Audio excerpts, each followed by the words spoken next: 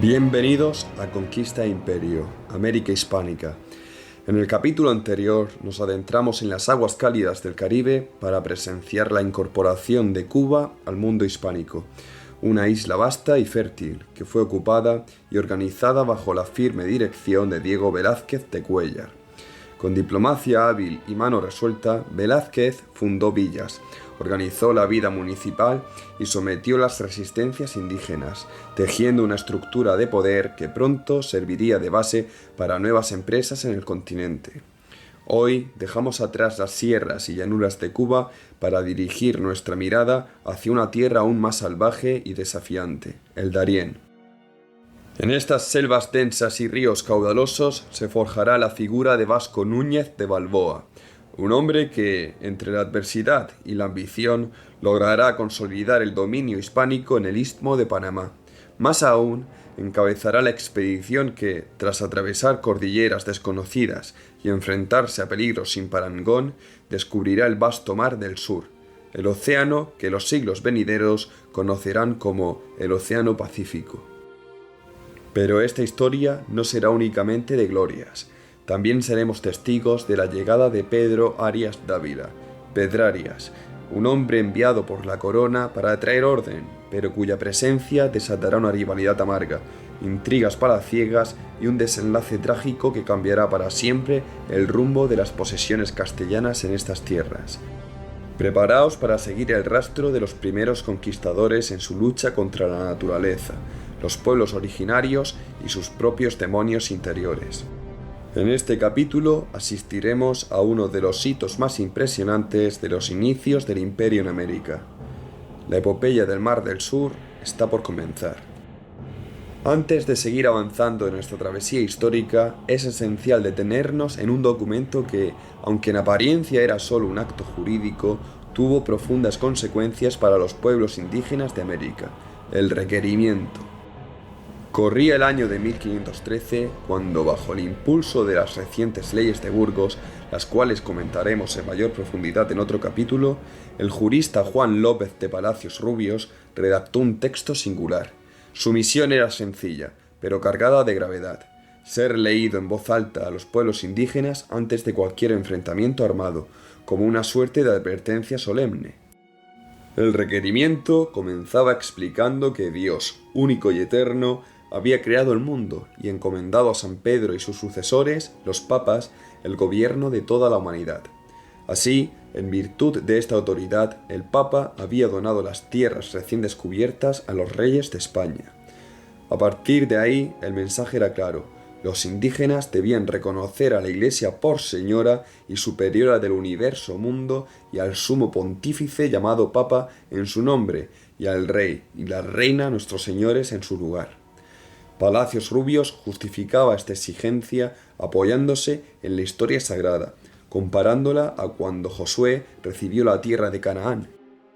El rey puede con pleno derecho enviar hombres para instar a esos indios idólatras a que les entreguen sus tierras, afirmaba. Si los indígenas aceptaban, se les prometía clemencia. Sus altezas los recibirán con todo amor y caridad.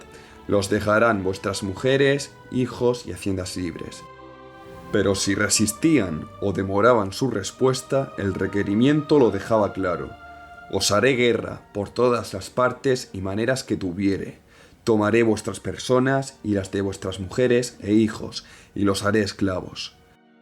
Este procedimiento no era un capricho aislado, formaba parte del espíritu de las leyes de Burgos de 1512, las primeras ordenanzas reales destinadas a regular la presencia española en el Nuevo Mundo.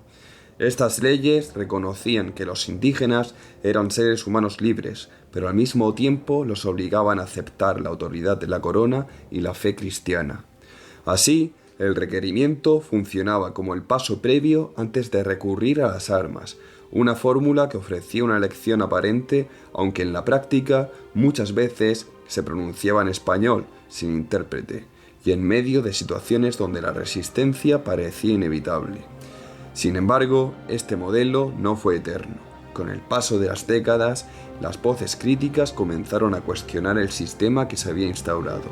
Y así, En 1542, durante el reinado del emperador Carlos I, se promulgaron las leyes nuevas. Estas leyes marcaron un punto de inflexión. Prohibieron la esclavización de los indígenas, ordenaron el progresivo desmantelamiento de las encomiendas y reafirmaron que los naturales de las tierras descubiertas debían ser tratados como súbditos libres de la corona, con pleno derecho. De esta manera, la práctica del requerimiento, aunque no fue inmediatamente suprimida en todos los rincones, comenzó su declive oficial. La época de imponer la obediencia bajo la amenaza de esclavitud o guerra abierta llegaba, al menos en la ley, a su final. Vasco Núñez de Balboa gobernaba con mano firme en Darién, aquel primer asentamiento estable en el vasto continente recién descubierto. Durante esos días de gloria cometió un error que sellaría su destino. Escribió una carta al rey, rebosante de entusiasmo, donde describía maravillas casi increíbles. Hablaba de un lago de oro, ubicado a apenas 3 jornadas de marcha, y de abundantes perlas que parecían brotar de la tierra misma. Junto a esta carta envió a 2 hombres de su confianza, Juan de Quevedo y Rodrigo de Colmenares, para que actuaran como procuradores ante las autoridades en la Española. Aunque algunos cronistas afirmaron que fueron elegidos por votación, lo más probable es que Balboa, consciente de la gravedad del momento, los hubiera designado personalmente. A pesar de sus deseos de viajar también a Santo Domingo, sus propios seguidores se lo impidieron. Temían que no regresara, o quizás sabían que su liderazgo era indispensable en aquellas tierras hostiles. El viaje de los procuradores estuvo lejos de ser sencillo. Frente a las costas de Cuba, sus naves naufragaron, y entre los restos hallaron huellas de expediciones anteriores. Allí se toparon con los vestigios del trágico paso de Ojeda, quien había vagado por esas playas en la más extrema miseria, hasta perder la vida tras llegar a la Española en 1515. Mientras tanto, en Darién, Balboa no cesaba en su empeño. El 20 de enero de 1513 escribió de nuevo al monarca. En esa carta pintaba un cuadro deslumbrante: minas ricas en oro, 20 ríos ya descubiertos y una sierra cercana de donde brotaban más de 30 afluentes cargados de pepitas doradas. Hablaba de caciques que almacenaban oro en cantidades tan desmesuradas que lo guardaban en barbacoas, igual que si fuera simple maíz. La tierra pertenecía al poderoso cacique Dabeiba, y Balboa, soñando con conquistas aún mayores, pidió 1000 hombres y varias naves para expandir el dominio español, siguiendo el consejo del indígena Comogre. Sin embargo, antes de que los procuradores llegaran siquiera a la corte, las noticias sobre Darién ya habían corrido como el viento por Castilla. Los rumores hablaban de colonos entregados a la anarquía, descuidados en su misión evangelizadora y más preocupados por su propio beneficio que por los designios del rey. A todo esto se sumaba una exageración que encendía la imaginación de muchos. Se decía que en Darién el oro se pescaba con redes, como si se tratara de peces. La idea de ríos de oro desató una fiebre de codicia. Hombres y mujeres de toda condición se preparaban para embarcar hacia el Nuevo Mundo, en busca de fortuna. El humanista Pedro Mártir, siempre irónico, describió aquel entusiasmo desbordado con una pluma afilada. España, decía, ya no necesitaba abrir caminos ni hendir montañas en busca de metales preciosos.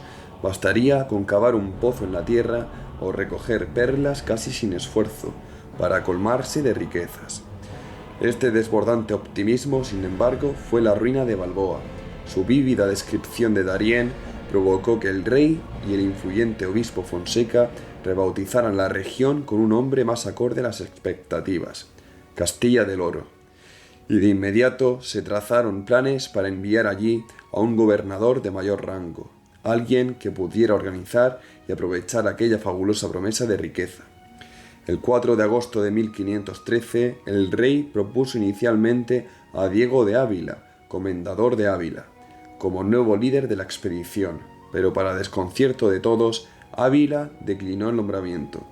Fue entonces, siguiendo las recomendaciones de Fonseca, cuando se eligió a un veterano soldado ya entrado en años, quien más adelante sería apodado Furor Domini, la ira de Dios, Pedro Arias Dávila, conocido como Pedrarias.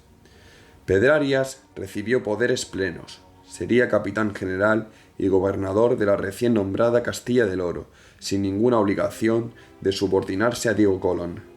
Desde el primer momento, la corona le otorgó amplias instrucciones.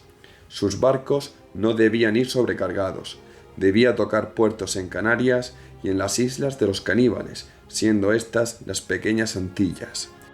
Además, debía asegurarse de recoger el quinto real de toda riqueza obtenida, y tenía el deber de fundar ciudades, villas y lugares, siempre consultando sus nombres con el obispo Juan de Quevedo.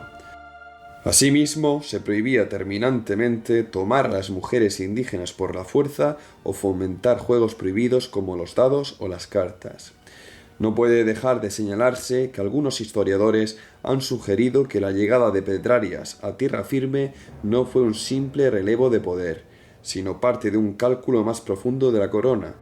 Ante el creciente poder que ciertas figuras, como Diego Colón, el hijo del almirante, comenzaban a ejercer en las islas y costas del Nuevo Mundo, pudo haber sido necesario enviar un gobernador fuerte, implacable, dispuesto a controlar la región y a reafirmar la autoridad real por encima de intereses personales o familiares. Mientras Balboa seguía soñando con grandes conquistas en las selvas del Darién, una nueva fuerza se ponía en marcha en España, una fuerza que muy pronto cambiaría su destino para siempre. La expedición de Pedrarias no era un esfuerzo menor. Desde el histórico viaje de 1492, era apenas la segunda vez que la corona financiaba directamente una empresa de tales dimensiones. Hasta entonces, la mayor parte de las expediciones habían corrido a cargo de particulares, impulsados más por la ambición que por la obediencia real. Con esta decisión, el trono de Castilla marcaba un cambio crucial. A partir de ese momento, la conquista del Nuevo Mundo pasaría a ser un proyecto mucho más controlado y organizado desde la corte.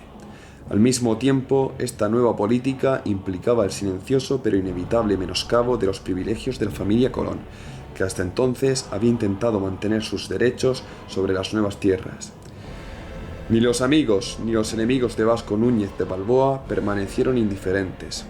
Apenas se conoció el nombramiento de Pedrarias Dávila, se movieron influencias para tratar de revocarlo. Sin embargo, el obispo Fonseca, figura poderosa en la corte, convenció al monarca con palabras que sellarían el destino de Darién. Pedro Arias, oh rey católico, ha ofrecido su vida a vuestra majestad entre peligros de dudosa salida, supuesto que conocemos por larga experiencia su aptitud para mandar tropas, y principalmente se ha visto en las batallas de África, en que se portó cual cumple a denotado militar, y se mostró sagaz general de milicia. Me parecería una iniquidad el que se le quitara el mando sin más motivo que la avaricia de algún otro. Vaya allá, con la bendición de Dios, este hombre honrado. Vaya este fiel discípulo de vuestra majestad, educado en la corte desde niño. Así quedó zanjada cualquier discusión. Pedrarias preparó su partida, aunque su expedición no zarpó de Sanlúcar de Barrameda hasta el 11 de abril de 1514. El retraso irritó a muchos, en especial a Fernández de Enciso, quien proyectaba acompañar a Pedrarias para ajustar cuentas personales con Balboa. La demora se debió en gran parte a la necesidad de completar la redacción definitiva del requerimiento, aquel documento que debía leerse a los pueblos indígenas antes de cualquier acción de conquista, según las nuevas instrucciones reales. La Casa de Contratación de Sevilla, más ejecutora que deliberativa, se encargó de los preparativos logísticos, mientras las decisiones de fondo seguían en manos de los consejeros de la corona, especialmente Fonseca y Conchillos. La expedición era vista con enorme interés por parte del rey, que seguía con atención cada noticia llegada desde el puerto. Durante el verano de 1513, Sevilla hervía de actividad. Un puñado de veteranos que habían combatido en Italia bajo el mando del gran capitán Gonzalo Fernández de Córdoba se alistaron en la empresa, buscando fortuna en las prometedoras tierras del Darién. El 28 de julio, en medio de la fiebre de preparativos, se promulgó un decreto curioso y revelador. Se ordenaba moderar los lujos de los expedicionarios. No era ocasión para la ostentación, sino para la obediencia, la resistencia y la fe en la gloria que aguardaba al otro lado del océano. Al enterarse de los planes de Pedrarias, Vasco Núñez de Balboa decidió no perder tiempo. Si quería conservar su autoridad en aquellas tierras y reclamar para sí la gloria del descubrimiento, debía adelantarse. Recordaba bien las promesas del hijo de Comogre, sobre la existencia de un gran mar desconocido más allá de las montañas, el Mar del Sur, además de las regiones rebosantes de oro, aquellas que, según había escrito el rey, requerían la fuerza de 1000 hombres para ser conquistadas. Sin embargo, el apremio era mayor que la prudencia, y Balboa partió al mar desde Santa María la Antigua del Darién, al frente de 190 hombres, acompañados por varios indígenas y una manada de perros de guerra, dispuesto a abrirse paso hacia lo desconocido. Desde el inicio, la expedición fue ardua y peligrosa, marcada por la espesura de la selva, los pantanos intransitables, la hostilidad del clima y las enfermedades. Balboa, sin embargo, se mostraba implacable, decidido a no perder la oportunidad de obtener la gloria antes de que Pedrarias Dávila, el nuevo gobernador nombrado por la corona, pudiera arrebatarle el mérito del descubrimiento. Desembarcaron en los dominios del cacique Careta, en la costa atlántica, cuyas tierras Balboa ya había visitado en 1511. En aquella ocasión, la actitud del cacique fue inicialmente hostil, pero Balboa logró ganarse su favor mediante una combinación de diplomacia y fuerza. El cacique accedería a ser bautizado, adoptando el nombre de Fernando. Para sellar la alianza, Careta le ofreció a Balboa la mano de una de sus hijas, la princesa Anayansi, con quien el conquistador contrajo matrimonio. Esta unión no solo consolidó la paz entre ambos pueblos, sino que facilitó el posterior avance hacia el interior. Desde la comarca de Careta emprendieron la marcha tierra adentro. Las montañas que se alzaban ante ellos pertenecían a Ponca, un cacique que, al divisar la llegada de los forasteros, optó por huir. Balboa, astuto como siempre, envió emisarios en busca de reconciliación y mediante palabras hábiles y promesas selló una alianza. Se intercambiaron regalos para sellar la amistad. Balboa entregó hachas de hierro, un objeto que, como relató Pedro Mártir, era el más codiciado entre los nativos, carentes de herramientas de aquel material resistente. No menos fascinación provocaron los collares de cuentas de vidrio, los espejos que devolvían rostros desconocidos y las campanillas de cobre que tintineaban al menor movimiento. A cambio de aquellos objetos asombrosos, los españoles recibieron 110 pesos de oro. Ponca, en muestra de gratitud, ofreció guías a los forasteros para atravesar los desfiladeros que partían sus dominios, regiones salvajes habitadas por fieras y atravesadas por torrentes furiosos. Balboa, al frente de sus hombres, escaló escarpadas montañas, improvisó puentes con troncos y cuerdas, cruzó ríos embravecidos y sorteó precipicios ocultos entre la vegetación. Sin embargo, no todos los caciques eran dispuestos a la amistad. En el territorio de Cuarecua, los españoles encontraron resistencia. El orgulloso señor, rodeado de sus guerreros desnudos, se plantó ante ellos y lanzó un desafío: que se retiraran si no deseaban morir todos. La respuesta de Balboa fue rápida y letal. A una señal suya, los arcabuceros dispararon sus mosquetes. El rugido de los disparos, tan parecido al trueno, y el fuego que estalló de las bocas de las armas, aterraron a los indígenas.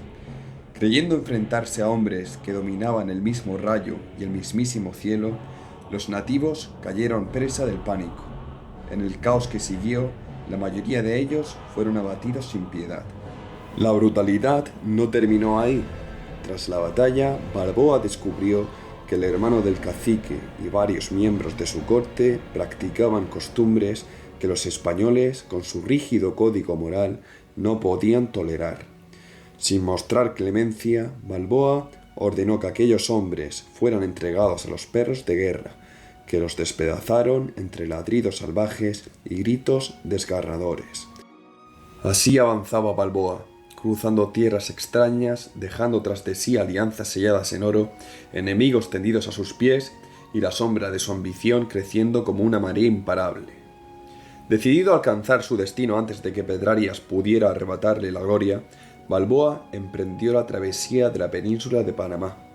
En su camino encontró una joven indígena de gran belleza que, con su lengua y su astucia, se convirtió en su intérprete. Gracias a ella y a los guías nativos, Balboa y sus hombres se internaron en una jungla densa y hostil, como ninguna otra que hubiesen cruzado hasta entonces. Cada paso era una lucha contra la espesura, contra los insectos, contra la humedad que parecía calar hasta los huesos. Pero la promesa de un nuevo mar empujaba a los hombres hacia adelante. Hacia finales de septiembre de 1513, tras días de penoso avance, alcanzaron un monte despejado en lo que hoy es Panamá. Desde allí, por fin, el horizonte se abrió. Guiado por un cuarecua, Balboa ascendió hasta la cima acompañado de Fray Andrés de Vera, el licenciado Valderrábano y su infatigable camarada, Francisco Pizarro, ese duro hijo ilegítimo de Trujillo que tan bien sabía resistir las penalidades. Fue Balboa quien llegó primero a la cumbre. Se adelantó unos pasos, cayó de rodillas, alzó las manos al cielo y en un gesto de fervor soldadesco agradeció a Dios y a todos los santos del cielo el haberle concedido una hazaña tan grandiosa. En la cima, Balboa vislumbró por primera vez el tan anhelado Mar del Sur, el Océano Pacífico, que más tarde, con la hegemonía española, recibiría otros nombres como el Lago Español. No era hombre de alta cuna, ni de letras, pero allí estaba, dueño de un sueño largamente acariciado. Después de sus oraciones, llamó a sus compañeros y, señalando con el brazo extendido, les mostró la vasta extensión del mar austral. La emoción recorrió las filas de aquellos hombres curtidos por el hambre, la sed y las batallas. Balboa, más henchido de orgullo que Aníbal, cuando mostró a sus soldados la Italia y los picos de los Alpes, prometió a sus hombres riquezas sin medida. «He aquí el mar deseado, ved aquí, oh compañeros de armas y de tantos trabajos, el que de tantas y tan grandes cosas nos dijeron el hijo de Comogre y los demás indígenas», proclamó con voz vibrante. Para sellar la posesión de aquellas tierras en nombre del rey de Castilla, Balboa ordenó amontonar piedras formando un altar. Para que no quedara duda ante la posteridad, mandó grabar en la corteza de los árboles cercanos el nombre del soberano. El escribano Valderrábano levantó acta formal del descubrimiento, firmada también por el sacerdote Andrés de Vera y por todos los españoles presentes. Dicen las crónicas que junto a Balboa estaban también un esclavo negro y su fiel perro, el legendario Leoncico. Según Gonzalo Fernández de Oviedo, aquel animal poseía un instinto extraordinario para discernir entre un indio pacífico y uno belicoso. Era un perro de guerra, descendiente directo del mítico alano español Becerrillo, aquel que luchara al lado de Juan Ponce de León y que había ganado incluso un salario como ballestero. Tan feroz y leal era en el campo de batalla. Embriagados por la emoción de aquella hazaña sin precedentes, Balboa y sus hombres emprendieron el regreso, pero no tardaron en enfrentar nuevos peligros. El cacique Chiapes, decidido a detener su avance, intentó bloquearles el paso. Los españoles, sin embargo, respondieron con la brutal eficacia que ya era su sello. Soltaron su jauría de perros de combate y desataron el estruendo de sus mosquetes. El eco de las detonaciones retumbó en las montañas, mientras el humo de la pólvora, lanzado por el viento, parecía escupir llamas. Al oler el azufre, los indígenas, dominados por el terror, rompieron filas y huyeron. Los españoles los persiguieron implacables, dando muerte a algunos y tomando prisioneros a otros. Finalmente, Chiapes, derrotado y resignado, negoció la paz. Entregó a Balboa 400 pesos de oro y a cambio recibió objetos de manufactura europea, símbolo de un mundo que a partir de entonces alteraría para siempre su existencia. Con la resistencia quebrada, Balboa y los suyos llegaron a la orilla del océano tan largamente buscado. Allí, en presencia de los nativos, realizaron el solemne acto de posesión del Mar del Sur y de todas las tierras que lo bordeaban, en nombre del rey de Castilla. Sin perder el impulso, Balboa dejó a parte de sus hombres con Chiapes para asegurar el territorio y se internó con 80 soldados e indígenas aliados. Utilizando canoas talladas en troncos, remontaron un río que los condujo hasta los dominios del cacique Coquera. Una vez más se repitió el guión. Un intento de resistencia rápidamente sofocado, la rendición aconsejada por emisarios de Chiapas y finalmente el intercambio de regalos que sellaba la paz.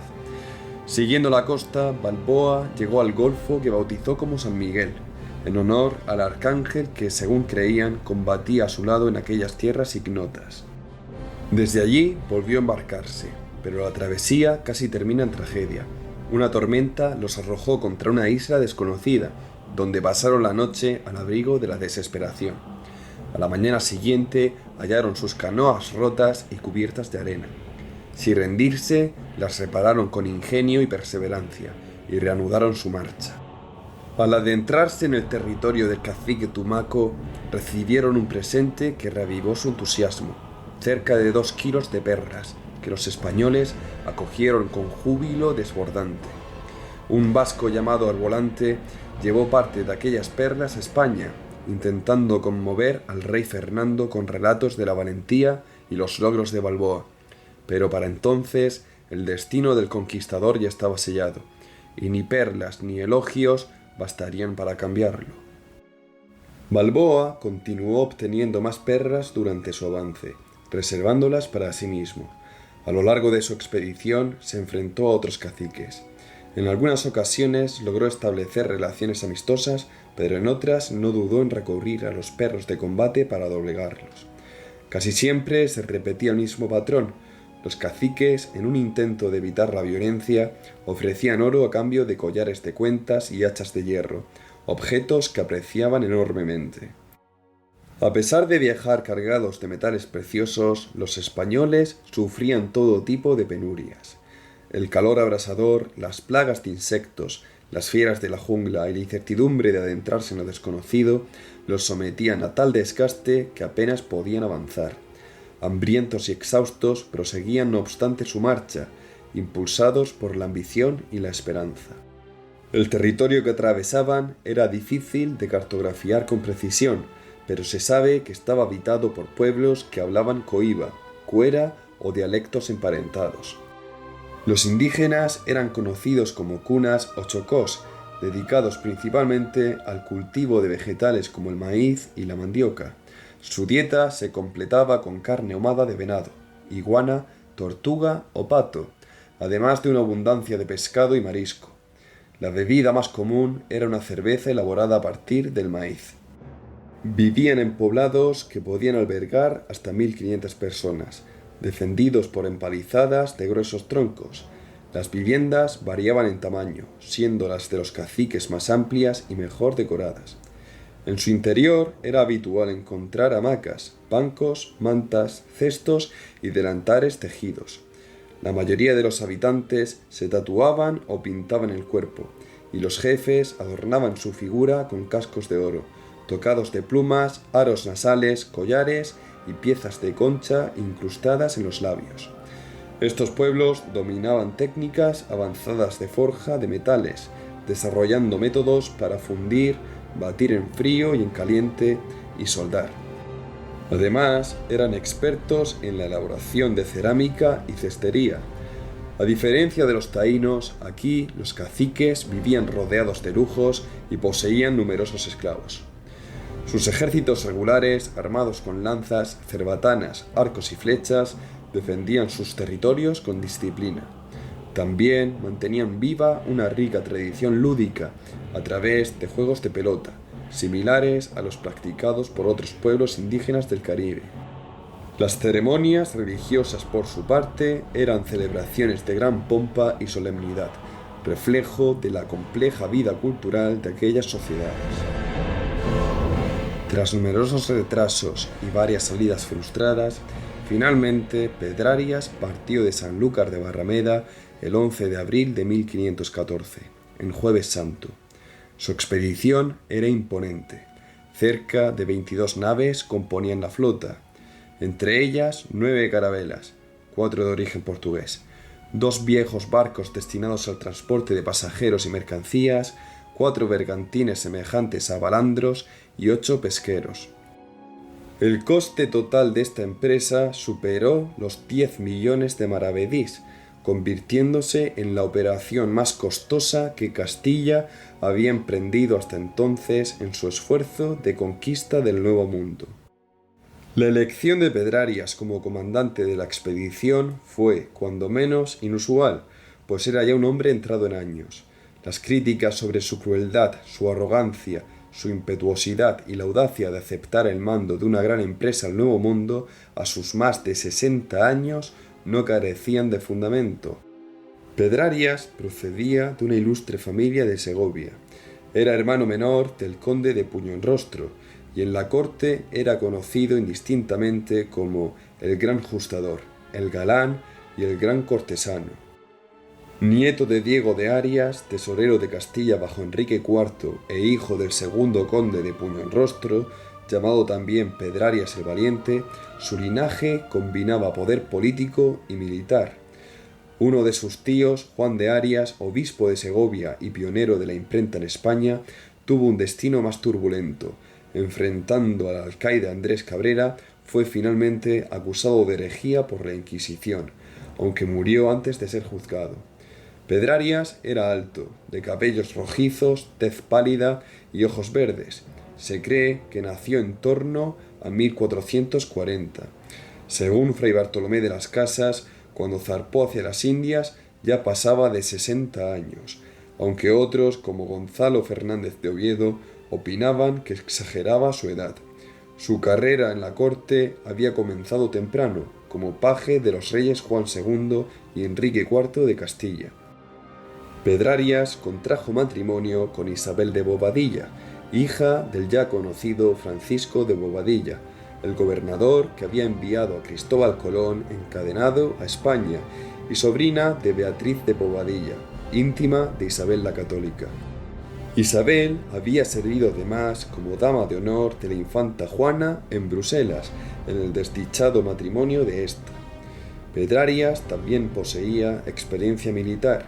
Había sido coronel bajo el mando de Pedro Navarro, experto en minas durante la campaña de África de 1510. En 1512 recibió una concesión de armas donde se hacía constar su participación en la santa conquista de Granada y África, en la toma de Orán y en la de Bujía, donde según el texto os señalasteis muy honradamente. Durante la toma de Bujía, Pedrarias resultó gravemente herido, y su familia, creyéndolo muerto, dispuso su entierro en el monasterio de Nuestra Señora de la Cruz, a las afueras de Torrejón, cerca de Madrid. Sin embargo, ya en el féretro, uno de sus criados, al darle el último abrazo de despedida, notó que aún respiraba. Pedrarias volvió en sí, y este milagroso retorno a la vida le valió el sobrenombre de El Resucitado. Desde entonces, cada año celebraba un requiem en el mismo monasterio, acostado en el féretro para dar gracias a Dios por haberle salvado en el último instante. Para su expedición al Nuevo Mundo, Pedrarias reunió unos 2000 hombres, todos escogidos entre hidalgos y personas distinguidas, según narró su capitán Pascual de Andagoya, quien aseguraba que la más lúcida gente de España que ha salido formaba parte de aquella empresa. Las cifras de expedicionarios varían entre un mínimo de 1.300 y un máximo de 3.000, aunque la lista inicial de embarque contabilizaba unas 800 personas, incluyendo 117 tripulantes, además de 9 capitanes y 9 pilotos. Entre los más cercanos a Pedrarias se contaban hombres de gran destino, como el propio Andagoya, quien jugaría un papel crucial en las conquistas del Perú, y Lorenzo de Galarza, además de su primo Gaspar de Morales. También se sumó Martín Fernández de Enciso, enrolado por su experiencia tanto en tierra como en navegación. Otros nombres ilustres que participaron fueron Sebastián de Benalcázar, futuro conquistador de Quito, Hernando de Luque, el clérigo que apoyaría a Pizarro, Bernardino Vázquez de Tapia, combatiente con Cortés en México, Hernando de Soto, protagonista en la exploración de Florida, y Diego de Almagro, que compartiría fortuna y destino con Pizarro antes de convertirse en su rival. También marchó Diego de Tobilla, cronista de la dura administración de Pedrarias, conocido como la Barbárica. La nave capitana llevaba como piloto a Giovanni Vespucci, sobrino del célebre Américo Vespucio, también florentino, quien había sido nombrado personalmente por el rey. La expedición incluía una nutrida representación de caballeros castellanos, que desembarcaron en Darién vestidos con lujosos sayos de seda y ricos brocados. Muchos de ellos habían luchado en las guerras de Italia, y según advirtía el propio monarca, traían consigo muy malos vicios y malas costumbres, que no tardarían en hacerse notar en el Nuevo Mundo. La promesa de tierras resultó ser un poderoso imán para los expedicionarios. El propio monarca había decretado lo siguiente: es nuestro deseo repartir las casas, los lugares, las tierras y las granjas, distinguiendo entre la infantería y los soldados de a pie, y los de menor rango y valía. Muchos partieron soñando con labrarse un futuro de riqueza y señorío en las nuevas tierras. Pedrarias puso rumbo sur hacia el Caribe, y tras una travesía sin contratiempos, el 3 de junio hizo escala en la isla Dominica. Allí, después de bautizar una amplia ensenada con el nombre de Bahía de Fonseca, en honor al poderoso obispo homónimo, libró un breve combate contra un grupo de indígenas. Resistiendo la tentación de detenerse en otras islas de las pequeñas Antillas, continuó la navegación hacia la costa continental, arribando el 12 de junio a la actual Santa Marta, en Colombia. El 19 de ese mismo mes, Pedrarias mandó que su notario, Rodrigo de Colmenares, leyera el famoso requerimiento de Palacios Rubios. Los indígenas, que desde hacía días divisaban las velas de las naves acercándose, aguardaban inquietos en la playa. Habían envenenado las puntas de sus flechas, se habían pintado los cuerpos con vivos colores y adornado sus cabezas con penachos de plumas, listos para el combate. Eran unos 70 guerreros, y Pedrarias y Colmenares consideraron que eran un público apropiado para escuchar por primera vez en tierra firme el solemne documento. Colmenares, fingiendo conocer la lengua de los nativos, procedió a la lectura, asistido por una muchacha india que llevaban consigo desde España. Por primera vez, los indígenas escucharon palabras que sonaban extrañas, ajenas, como ecos de otro mundo.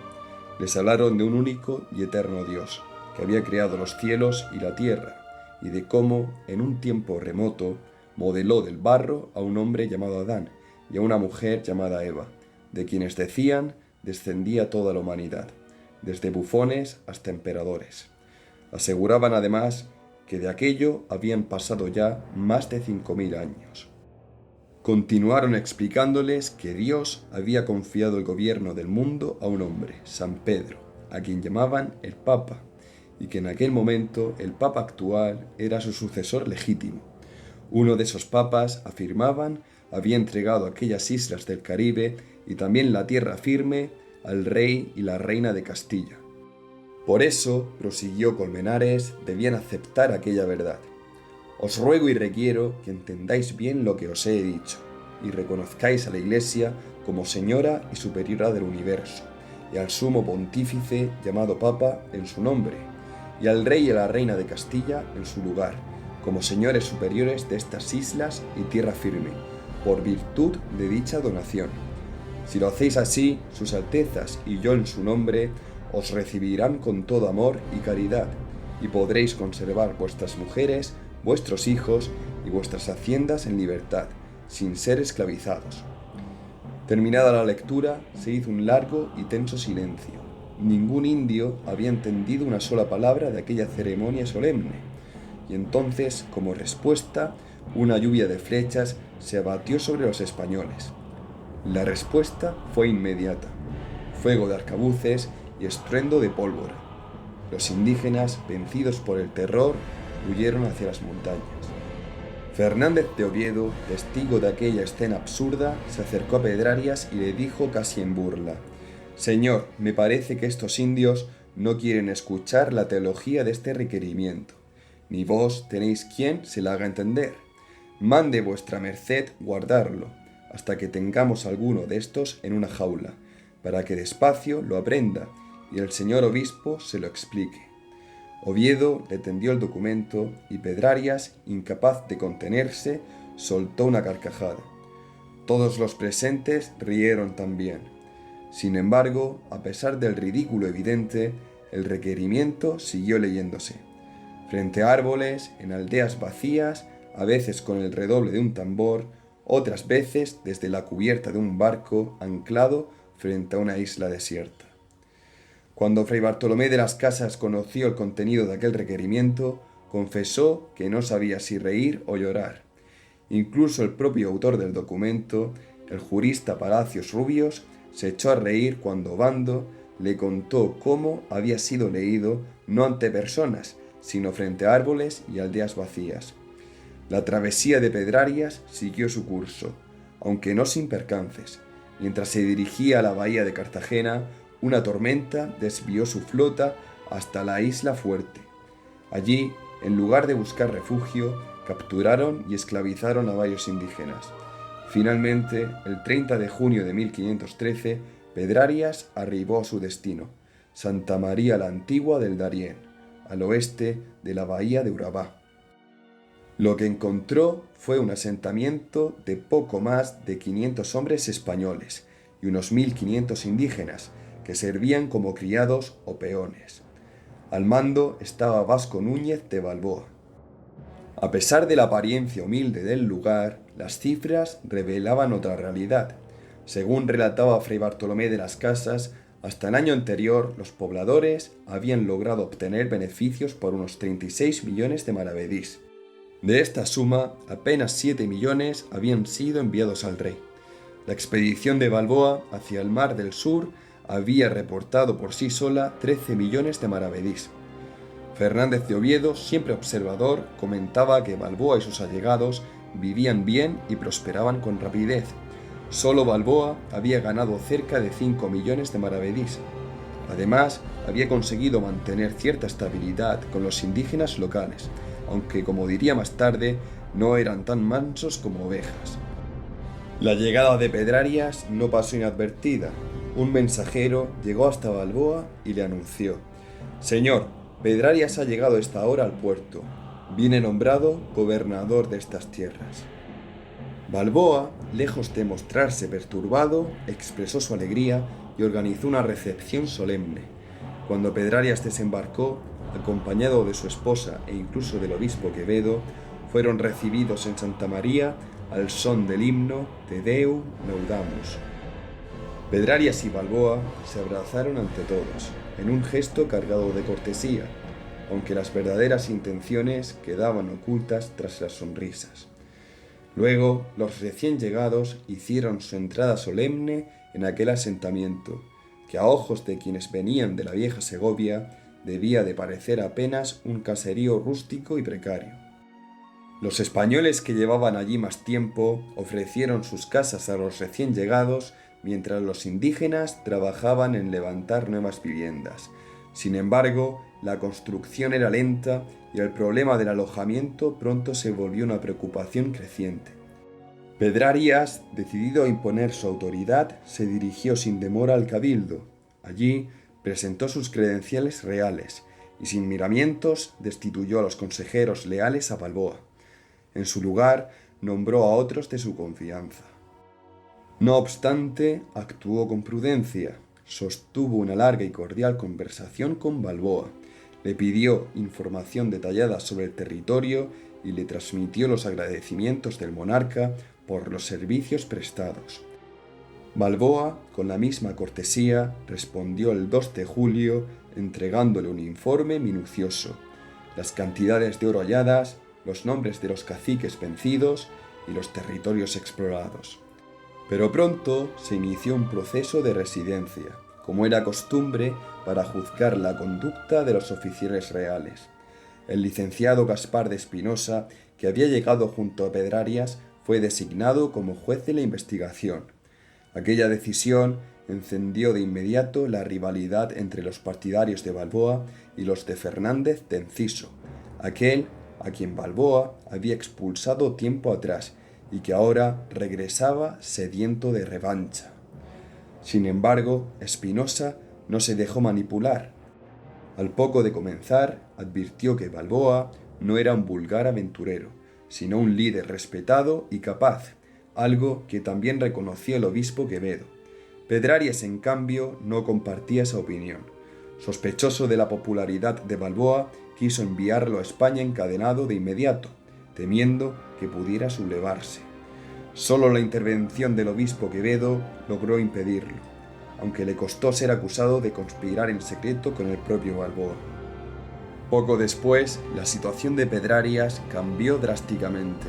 Una enfermedad, tal vez gota, lo dejó casi inválido, postrado de manera permanente. Mientras tanto, la vida en Darién parecía prosperar.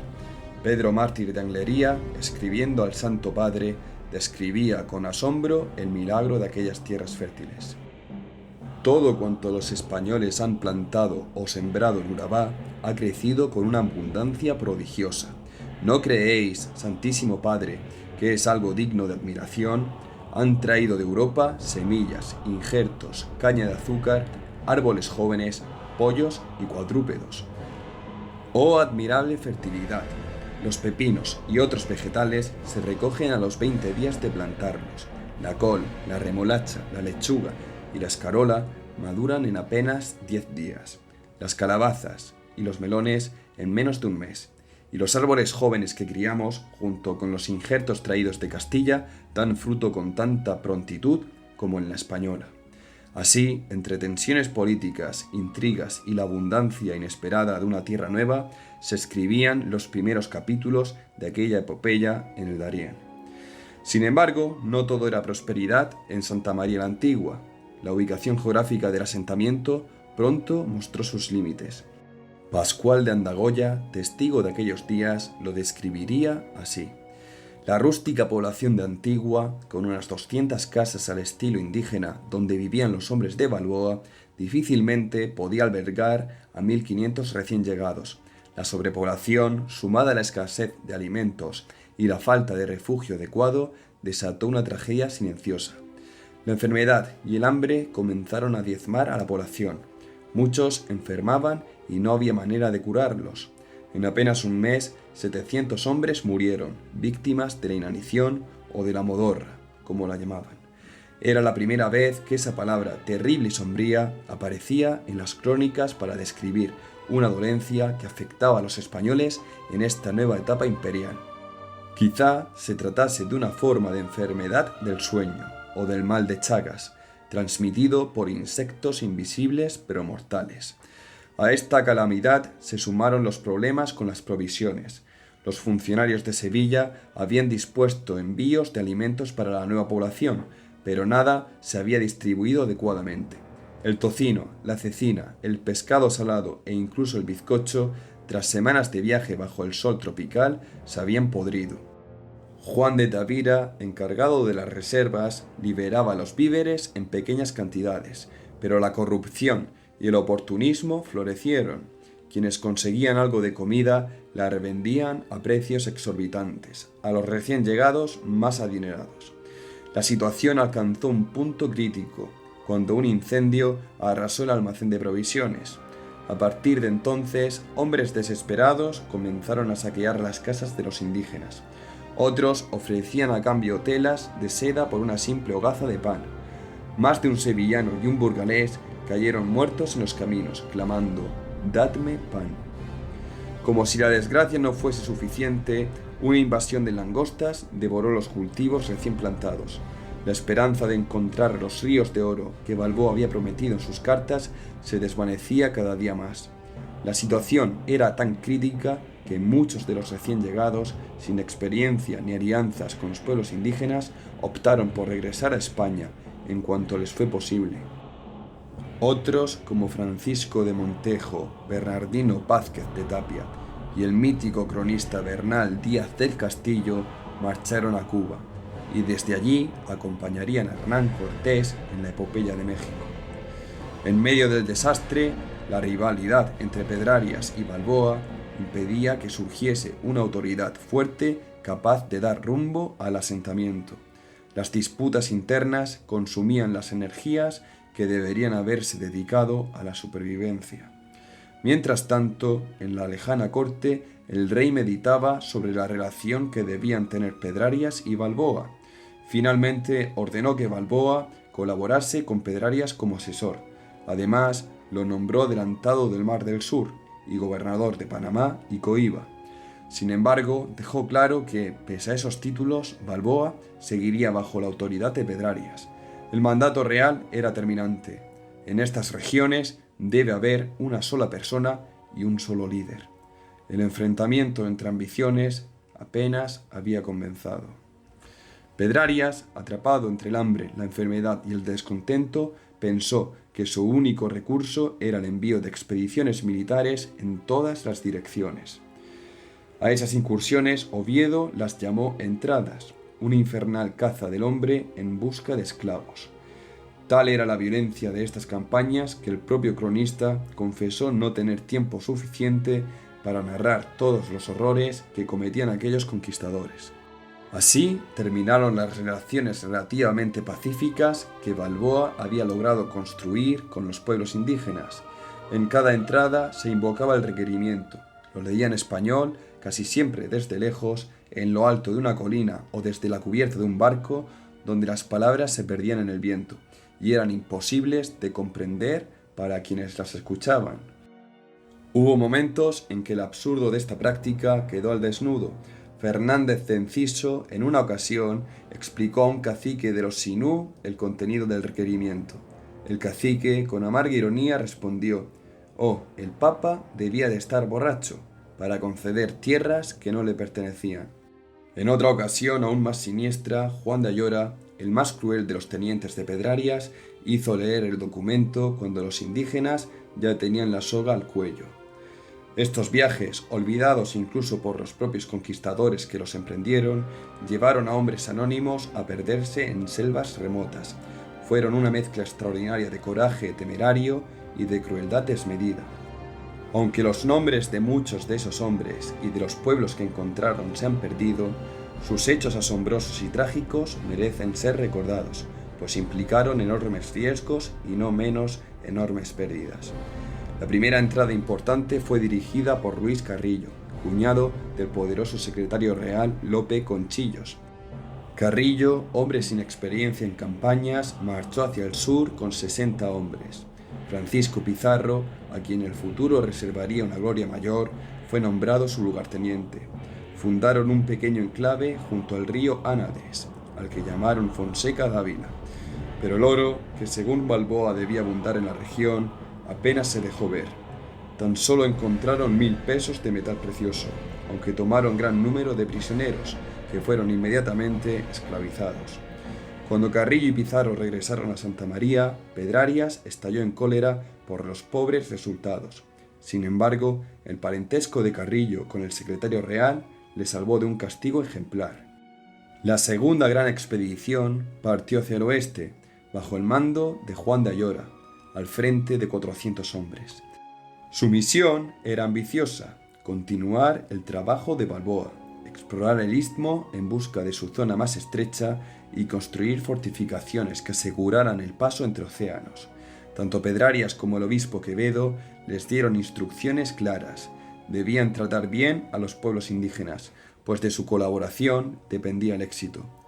Pero las órdenes escritas pronto serían olvidadas en medio de la selva.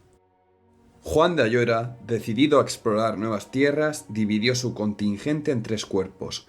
Juan de Zorita tomó el mando de 50 hombres y partió hacia Pocorisa.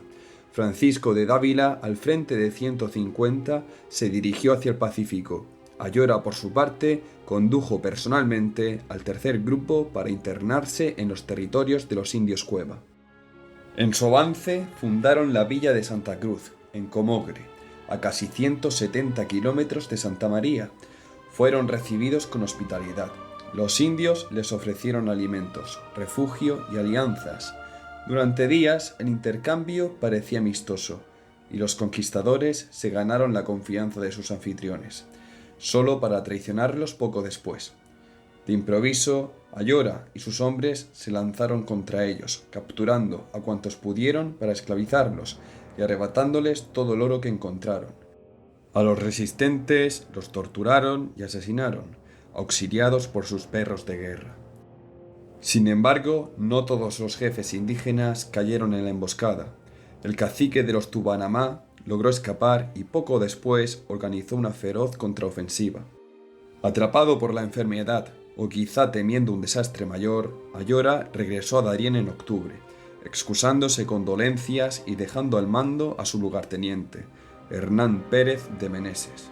Este último fundó un pequeño asentamiento en los Ánades, junto al Golfo de San Blas, aunque su destino sería trágico. El enclave fue arrasado y muchos españoles perecieron bajo la furia de los pueblos indígenas que reclamaban venganza. Entre los personajes de esta tragedia destaca la figura de María de Aguilar, amante de Ayora, que en un acto temerario decidió seguirlo en su peligrosa aventura. Fue capturada por un cacique quien la convirtió en su concubina. Sin embargo, su historia terminó en horror. Las otras mujeres del cacique, movidas por los celos y el odio, le arrebataron la vida. Mientras tanto, Francisco de Dávila intentó consolidar otro asentamiento en Tumaca, quizá en la actual Panamá, pero la enfermedad, omnipresente en aquellas tierras hostiles, terminó por vencerlo. Dávila, debilitado y sin refuerzos, abandonó su empresa y regresó. Así, una vez más, la conquista avanzaba entre la sangre, la traición y el fracaso. En sus expediciones, Juan de Ayora había dejado tras de sí una estela de odio. El trato brutal que dio a los caciques transformó a antiguos aliados en enemigos encarnizados. Allí, en donde tiempos de Balboa se había comerciado con confianza y palabras amistosas, ahora solo quedaba espacio para la guerra. Los españoles caían, unas veces en enfrentamientos abiertos, otras víctimas de astutas emboscadas tejidas por quienes antes ofrecían su hospitalidad. No obstante, Ayora, tras amasar una considerable cantidad de oro mediante la traición y la violencia, optó por desaparecer. Sin que nadie hiciera mucho por detenerlo, y bajo la mirada indiferente de Pedrarias, huyó rumbo a España, llevándose consigo las riquezas que había arrancado a sangre y fuego. Mientras tanto, 2 carabelas llegaron desde la península, trayendo consigo más hombres y sobre todo noticias cruciales: el nombramiento oficial de Vasco Núñez de Balboa como adelantado del Mar del Sur. Pedrarias, viendo en esto una amenaza directa a su autoridad, trató de interceptar las cartas antes de que llegaran a manos de Balboa, pero no contó con la astucia del obispo Quevedo, ni con la previsión del propio Balboa, quienes ya estaban al tanto de su inminente llegada. Así, a regañadientes, Pedrarias se vio obligado a convocar al consejo local. El obispo Quevedo alzó la voz para denunciar la deslealtad del gobernador, mientras algunos de los presentes, como Diego Márquez y Alonso de la Puente, propusieron retener las cartas hasta que concluyera la investigación sobre Balboa. Pero la presión del obispo se impuso y finalmente las misivas fueron entregadas. Desde ese momento, Vasco Núñez de Balboa recibió el tratamiento de adelantado, un título que, lejos de resolver las tensiones, las agudizó. Pedrarias estalló en indignación. A sus ojos, aquel nombramiento no era sino una amenaza velada a su propia autoridad. Aunque las competencias de Balboa como adelantado no estaban del todo claras, para Pedrarias era suficiente motivo para actuar. Escribió de inmediato a la corte, quejándose amargamente de que Balboa no había explorado las tierras de las que se le suponía gobernador. La rivalidad, que ya latía bajo la superficie, estaba a punto de estallar. Mientras tanto, en Darién concluía la residencia contra Balboa. El juez Espinosa, a pesar de la admiración que sentía por el conquistador, no pudo ignorar las pruebas de insubordinación que había encontrado. Como castigo, impuso a Balboa una multa de 1.565.000 maravedís, una suma desorbitada que dejó al hidalgo completamente arruinado. Desesperado y sintiendo que todo se desmoronaba a su alrededor, Balboa tomó la pluma y escribió al rey. La carta, fechada el 26 de octubre de 1515, aún se conserva. En ella, Balboa clamaba por una investigación sobre el estado de Darién, advirtiendo que los caciques, antes dóciles como ovejas, ahora se habían transformado en leones salvajes. Según sus palabras, la situación había devenido en un flaco servicio a Dios y a la corona. Sobre Pedrarias, el gobernador, Balboa se expresó con cautela, describiéndolo como un hombre que, aunque podría ser honrado, estaba ya demasiado viejo para esas tierras salvajes. La enfermedad lo consumía desde su llegada, y además era, en opinión de Balboa, un hombre muy acelerado en demasía, incapaz de imponer orden o de castigar a quienes cometían desmanes durante las expediciones. Poco después, una nueva expedición surcó las aguas del Pacífico, esta vez bajo el mando de Gaspar de Morales, acompañado por un joven y aún desconocido Francisco Pizarro. Frente a la costa conquistaron la idílica isla de Terarequí, situada en el Golfo de Panamá, un lugar que desbordaba riqueza perlífera. Fue allí donde Pizarro, en medio de relatos susurrados por los nativos, escuchó por primera vez sobre un lejano territorio repleto de tesoros, al sur, que más tarde conocería el mundo entero como el Perú.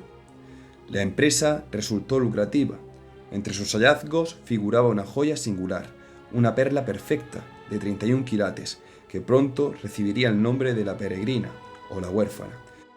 Morales la vendió primero al comerciante Pedro del Puerto, quien, temeroso de las desgracias que atraía tal riqueza, la traspasó a Isabel de Bobadilla. Esta, a su vez, la vendió finalmente a la emperatriz Isabel, esposa de Carlos I, por la suma de 900.000 maravedís.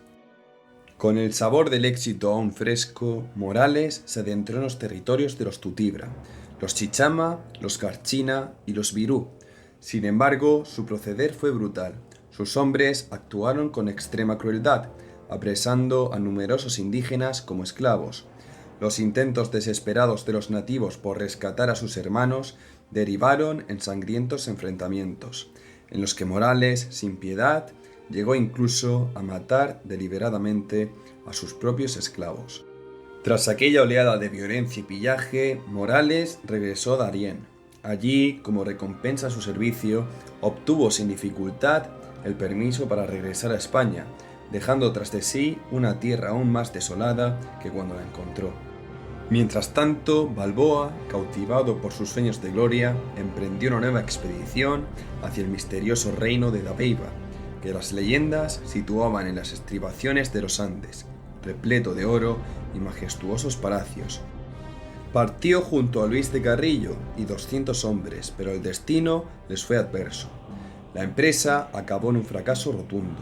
Balboa estuvo a punto de perder la vida cuando una flecha enemiga le hirió en la cabeza, y Carrillo no tuvo tanta suerte, pues murió a causa de múltiples heridas. Aquel mismo marzo de 1515, Gonzalo de Badajoz se lanzó también a la aventura, esta vez con solo 40 hombres. Avanzaron hacia el oeste, alcanzando el Cabo de Gracias a Dios, bautizado así por Colón. Intentaron convencer, sobornar incluso al cacique local, pero sus esfuerzos fueron inútiles. Poco después se les unió Luis de Mercado, con otros 15 soldados. Juntos decidieron cruzar las montañas y una vez más buscar las prometidas riquezas del Mar del Sur. Llegaron hasta Habana, solo para encontrarla desierta. El cacique había huido, llevándose consigo todas sus posesiones de valor. Pese a ello, los españoles no se marcharon con las manos vacías. Capturaron a varios esclavos que presentaban curiosas marcas en el cuerpo. Hallaron algo de oro y visitaron a varios caciques de la región: Totongo, Tarcuru, Panamone, Anata, Scoria y Pariza. Fue este último quien, reacio a someterse, los atacó con fiereza, matando a la mayoría de los españoles.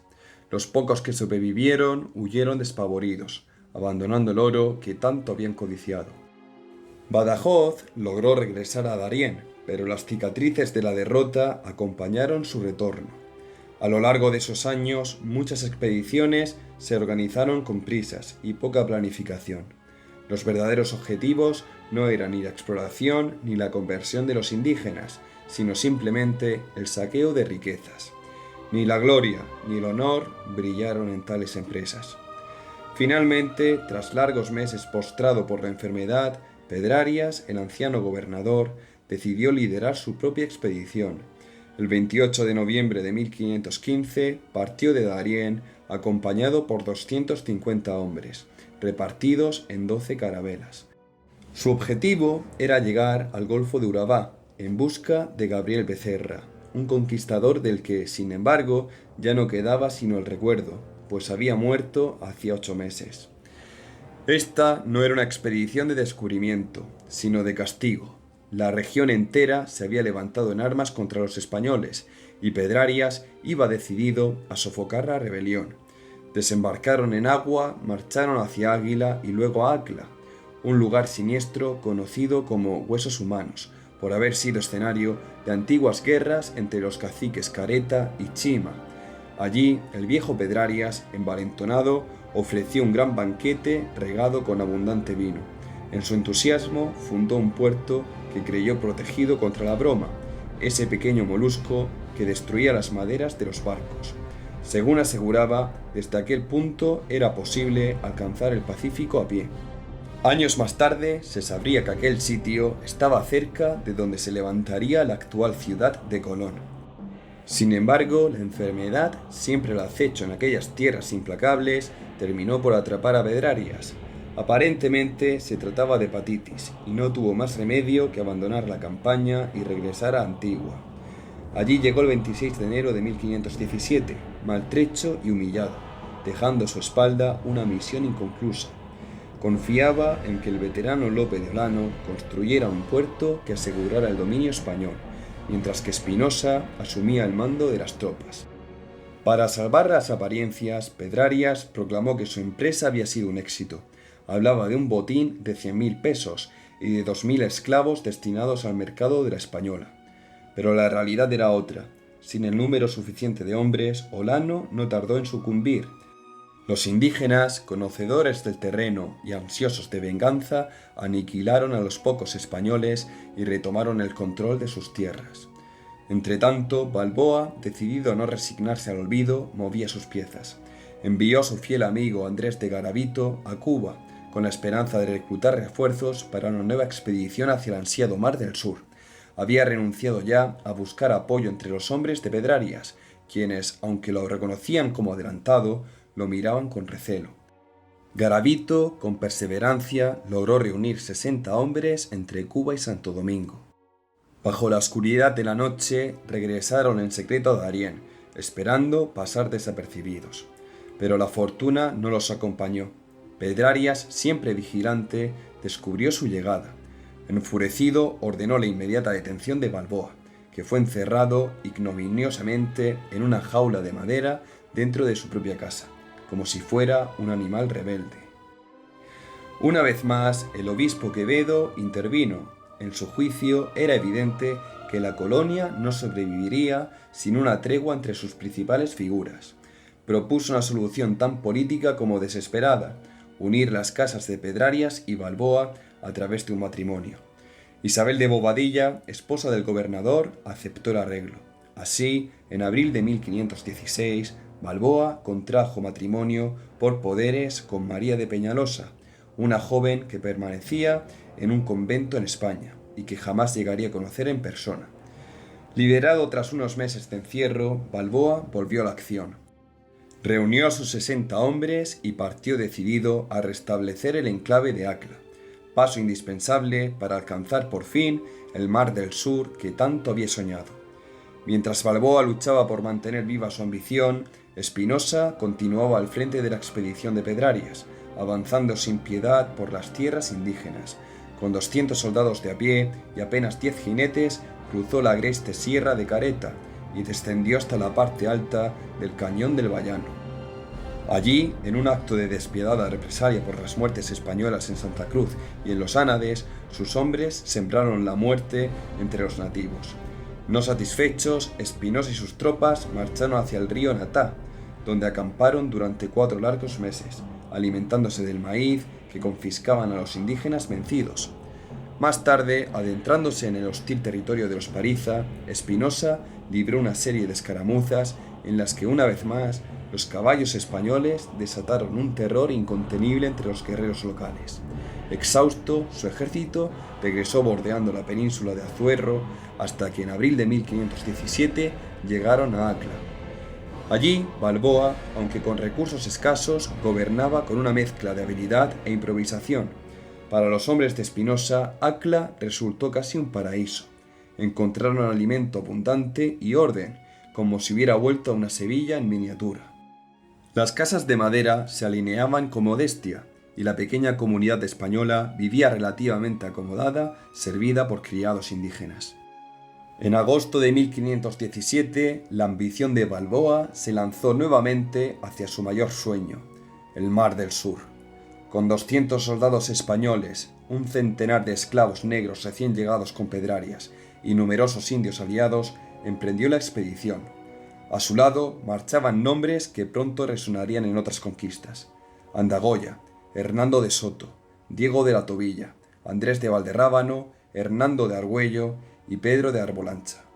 De hecho, Valderrábano, Argüello y Arbolancha invirtieron sus propios ahorros en una nueva empresa, la Compañía de la Mar del Sur, fundada junto a Balboa. Pedrarias, receloso de ceder protagonismo, quiso inicialmente liderar él mismo esta expedición.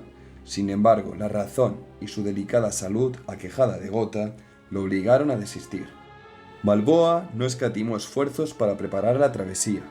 Ordenó la construcción de una flotilla con madera traída desde la costa caribeña, arrastrando a través del istmo no solo los pesados troncos, sino también velas, anclas, lonas alquitranadas y los aparejos necesarios. Según aseguraba, la madera del Caribe era de mejor calidad para resistir el embate de las aguas del sur. El esfuerzo fue titánico, casi sobrehumano.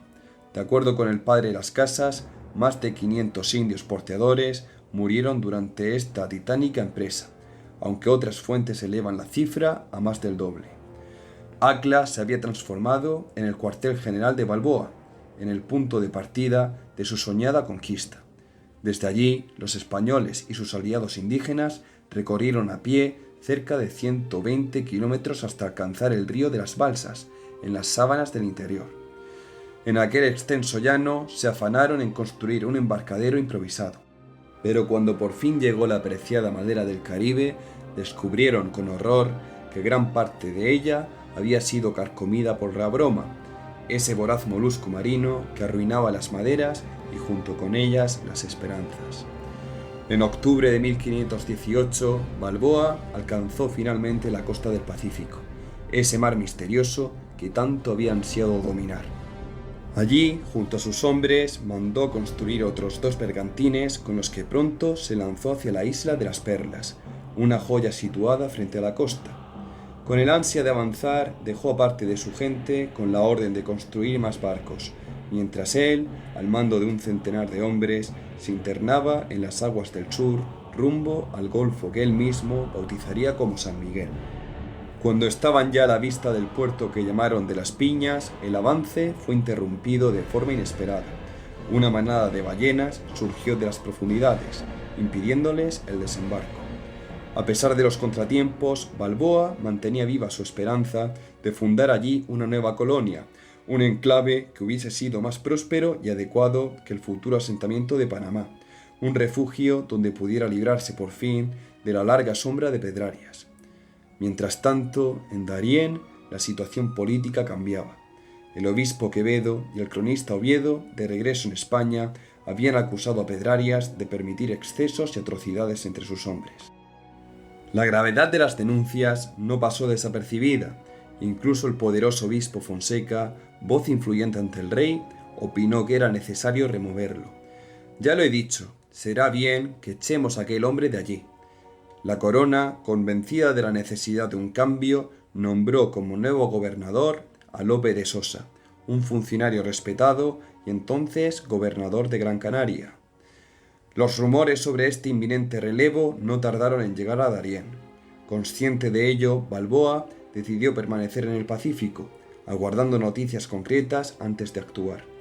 Para ello, envió una expedición encabezada por sus hombres de confianza: Garavito, Valderrábano, Luis Botello y Hernán Muñoz, con la misión de recoger más materiales de Acla y de comprobar si el nuevo gobernador había arribado.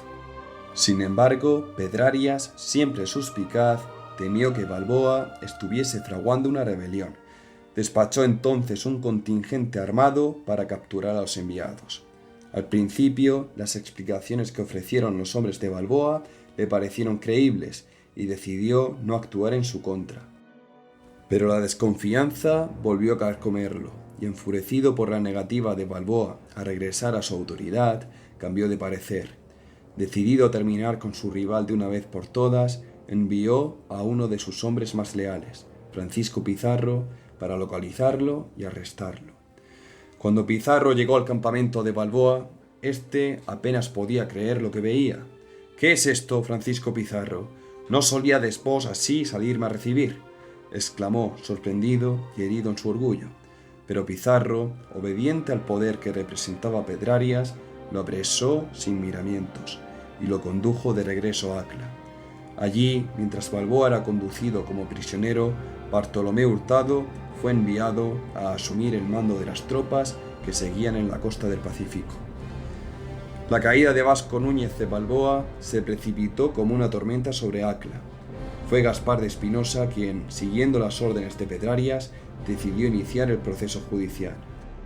Balboa, junto con sus hombres más leales, Luis Botello, Andrés de Valderrábano, Hernán Muñoz, Hernando de Argüello, Andrés de Garavito y el padre Rodrigo Pérez, fue acusado de alta traición. La traición más amarga vino del propio Garavito, quien, quizá movido por celos, se decía que ambos rivalizaban por el amor de la princesa india Anayansi, se cambió de bando. No solo abandonó a su antiguo amigo, sino que escribió a Pedrarias una carta cargada de acusaciones, asegurando que Balboa planeaba rebelarse no solo contra el gobernador, sino contra el mismísimo rey de Castilla. Los cargos contra Balboa se multiplicaron. Además de la supuesta conspiración, se le acusó de haber planeado años atrás la muerte de Diego de Nicuesa en 1509 y de haberse arrogado ilegítimamente la autoridad de Fernández de Enciso en 1510. El juicio fue una mera formalidad. La sentencia ya estaba escrita. Balboa y sus compañeros serían decapitados en la plaza de Acla. Solo Garavito y el padre Rodrigo Pérez se libraron de la ejecución, este último protegido por su condición de sacerdote. En el improvisado patíbulo, Pedrarias se acercó a Balboa.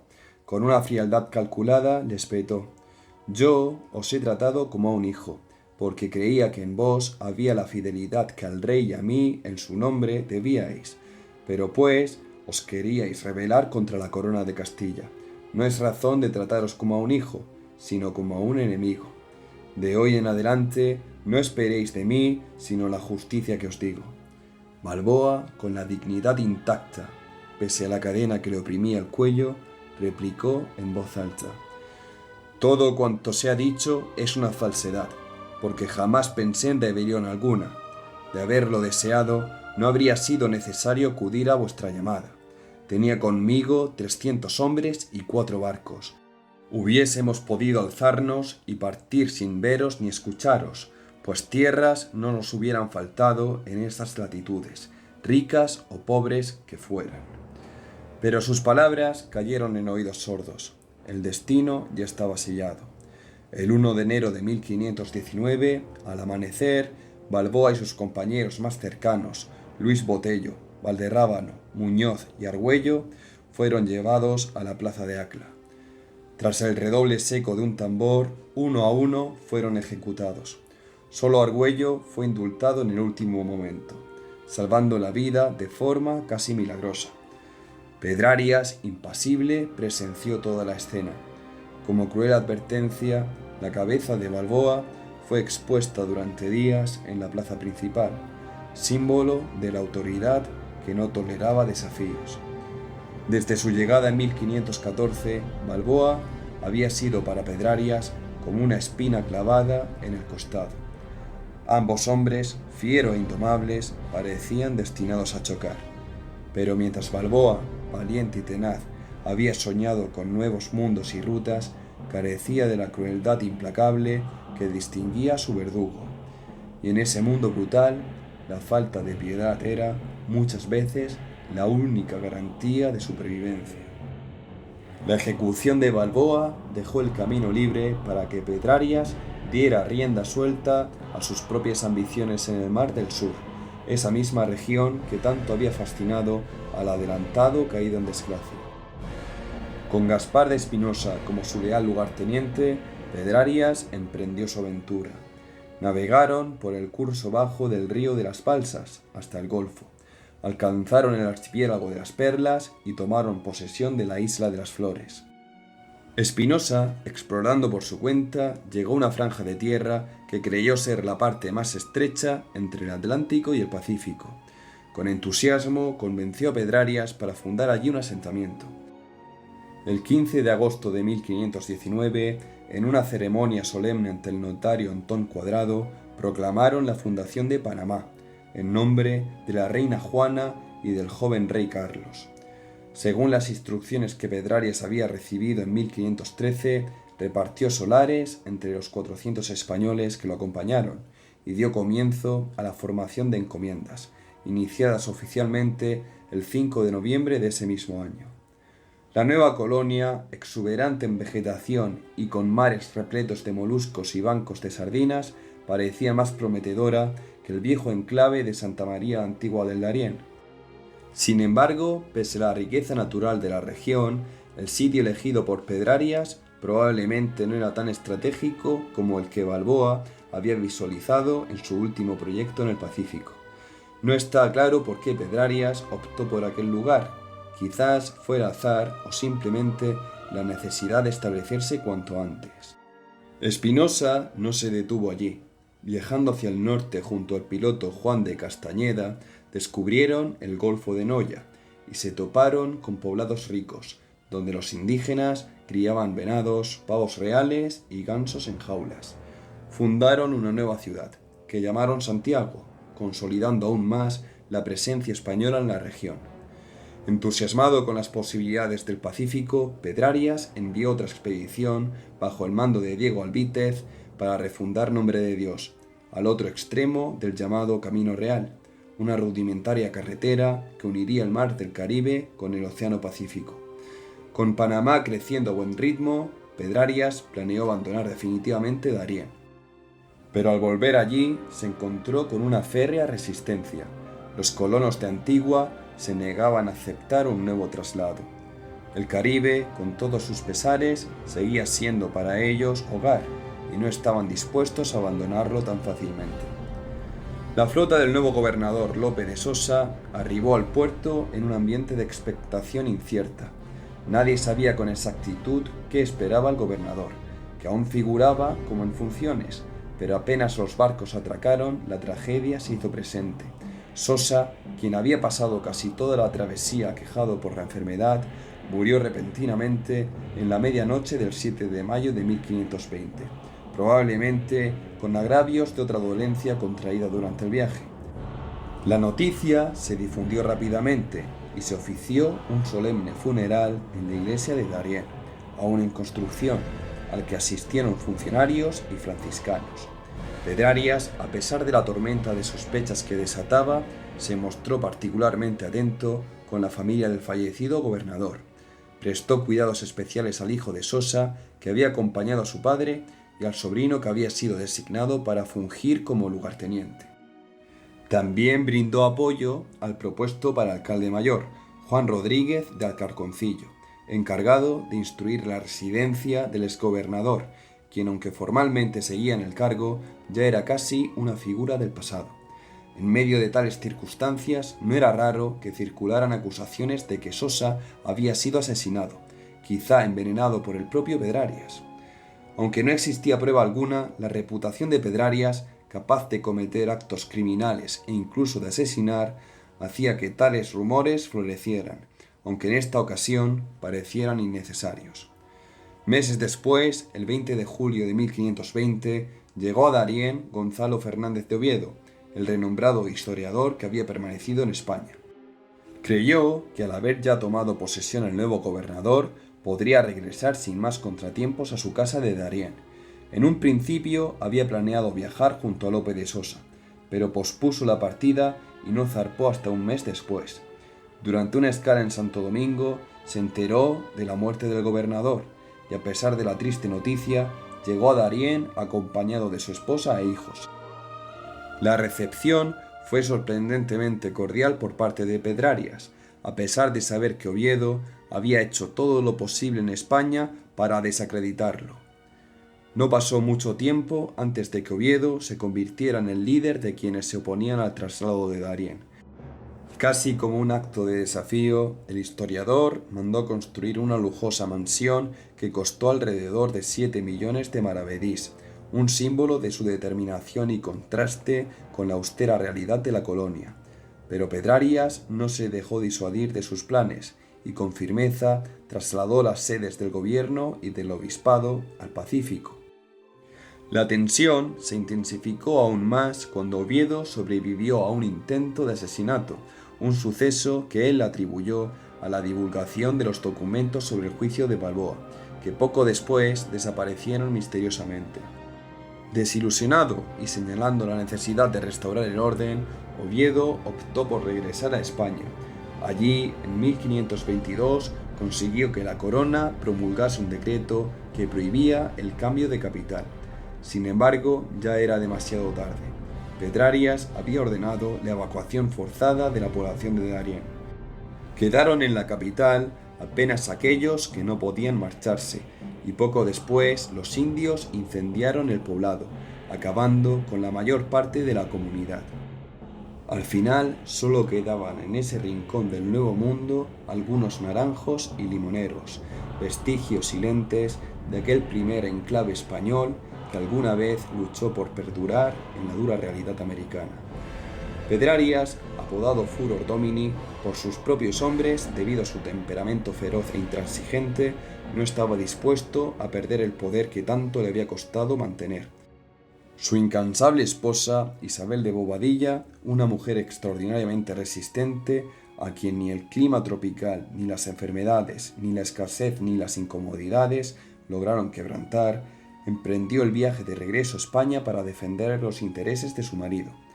La acompañaba su hijo mayor, Diego, así como un cofre repleto de perlas y oro, botín reunido en las Indias. Cuando Isabel llegó a la península, el escenario era turbulento. Carlos I, el joven monarca, había partido a Alemania, mientras la rebelión de los comuneros sacudía Castilla. Sin embargo, gracias a su inteligencia política y probablemente también al generoso uso del tesoro que había traído consigo, logró en septiembre de 1520 la confirmación que buscaba. Pedrarias sería ratificado como gobernador. No cabe duda de que el contenido del cofre fue decisivo para este resultado. Entre las riquezas destacaba una extraordinaria perla descubierta por Gaspar de Morales, que había sido subastada en Darién por 1.200 castellanos, una suma considerable para la época. Aunque la conducta de Pedrarias difícilmente puede ser celebrada desde el punto de vista ético, su férrea resistencia, su capacidad de maniobra y su inquebrantable voluntad de mantener el poder son, en términos históricos, cualidades dignas de admiración. Así, con la confirmación de Pedrarias Dávila como gobernador de Castilla del Oro, se sellaba una etapa fundamental de nuestra historia. Las bases de la conquista del Caribe quedaban definitivamente asentadas. Atrás quedaban las tumultuosas y valientes campañas de Alonso de Ojeda, el impetuoso explorador que abrió las puertas de tierra firme, de Diego de Nicuesa, cuyo sueño de fundar una colonia en Veragua se deshizo en naufragios y traiciones, de Diego Velázquez de Cuéllar, que desde Cuba sentó las bases de futuras expediciones hacia tierras más ricas y desconocidas, de Juan Ponce de León, que buscando la fuente de la eterna juventud, extendió la frontera hasta la península de la Florida, y de Juan de Esquivel, quien con mano firme consolidó la conquista de Jamaica. Cada uno de estos hombres, con sus virtudes y sus errores, ayudó a trazar un mapa aún impreciso de un nuevo mundo lleno de promesas, peligros y espejismos. Fueron ellos quienes con sus acciones, y a menudo con su sangre, tejieron el primer gran capítulo de la expansión castellana en ultramar. El Caribe, una vez zona de exploración, de escaramuzas y de asentamientos precarios, se convertía ahora en el trampolín hacia empresas aún mayores. Desde Cuba, Santo Domingo y Panamá, ese nuevo enclave fundado por Pedrarias a orillas del Pacífico, partirían pronto las expediciones que cambiarían para siempre el destino del continente americano. Se cerraba así una época de pioneros y de incertidumbres, pero una era aún más audaz se asomaba en el horizonte: la conquista de México, de Perú, de los grandes imperios indígenas. La aventura apenas comenzaba. Antes de finalizar, resulta imprescindible hacer una breve digresión hacia otra epopeya de aquellos años, una expedición no menos cargada de riesgos, sacrificios y tragedia, que muestra hasta qué punto los hombres de aquella generación estaban dispuestos a desafiar lo desconocido en nombre de la gloria, la riqueza y la fe. Se trata del viaje de Juan Díaz de Solís hacia el extremo sur del continente americano, una expedición que, al igual que las de Balboa en Centroamérica, nació de la esperanza de encontrar nuevos caminos hacia las riquezas asiáticas y de confirmar los vastos secretos que los océanos aún escondían. Mientras en Darién la rivalidad entre Pedrarias Dávila y Vasco Núñez de Balboa mantenía en vilo a toda la gobernación, al otro extremo del mundo conocido, otros hombres impulsados por la ambición, la fe y la esperanza emprendían su propia aventura hacia lo desconocido. Entre ellos destacaba Juan Díaz de Solís, quien, como recordaréis, era un navegante experimentado, curtido en 1000 navegaciones, que ya había probado fortuna en la expedición que organizó junto a Vicente Yáñez Pinzón a comienzos de siglo, una empresa que, según los informes, pretendía explorar hasta llegar a tierras de Yucatán. Sin embargo, aquella tentativa quedó lejos de las expectativas, y lo que debía ser un viaje de grandes hallazgos terminó sin mayores glorias. Con todo, su reputación como piloto no quedó empañada, y en 1514 la corona, ansiosa por encontrar un paso que comunicase el Atlántico con el nuevo y prometedor Mar del Sur que Balboa acababa de descubrir, volvió a confiar en él. Solís fue nombrado piloto mayor de Castilla, una dignidad de gran prestigio, y recibió la orden de explorar los confines del sur, allí donde los mapas comenzaban a desdibujarse en el misterio. Partió de Sanlúcar de Barrameda en octubre de 1515, al mando de 3 carabelas y cerca de 70 hombres, en una expedición que, aunque modesta en medios, era desmesurada en ambiciones. La travesía bordeó lentamente las costas del Brasil, reconociendo accidentes geográficos, tomando posesión ritual de las tierras en nombre de la corona y avanzando cada vez más hacia latitudes desconocidas para los europeos. Así, tras semanas de navegación, en enero de 1516, llegaron a un vasto cuerpo de agua donde el mar parecía dulcificarse y perder su salinidad característica. Era el gran estuario formado por la confluencia de los ríos Paraná y Uruguay, un colosal encuentro de aguas dulces que los indígenas ya conocían como Paraná-Uazú, el Gran Río. Solís, maravillado ante la magnitud de aquel descubrimiento, lo bautizó como Mar Dulce, nombre que persistiría durante décadas antes de imponerse la denominación actual, el Río de la Plata, debido a las noticias que hablaban de fabulosas riquezas en sus orillas. Buscando un lugar propicio para desembarcar, eligieron una ensenada en la margen oriental del estuario, donde el 2 de febrero, día de la Virgen de la Candelaria, fundaron un pequeño asentamiento al que dieron el nombre de Nuestra Señora de la Candelaria. Aquel sitio, apenas registrado entonces, acabaría siglos después por ser el solar de una de las capitales del Cono Sur, Montevideo, en el actual Uruguay. Continuando con la exploración del estuario, las naves de Solís alcanzaron una isla que, en memoria de un marinero que acababa de fallecer, bautizaron como la isla Martín García, un nombre que pervive hasta nuestros días. Allí hicieron escala breve, reprovisionándose de agua y observando desde la distancia las misteriosas tierras que se extendían más allá de las aguas fangosas del río. La fatalidad se desencadenó poco después. Atrayendo a los europeos con gestos de aparente amistad, un grupo de indígenas, identificados posteriormente como guaraníes charrúas, se presentó en la orilla. Solís, ansioso por entablar contacto, descendió a tierra junto con un pequeño grupo de hombres, sin sospechar el destino que les aguardaba. Apenas habían establecido el primer intercambio cuando los nativos, en un movimiento cuidadosamente planeado, les rodearon y con una furia salvaje se abalanzaron sobre ellos.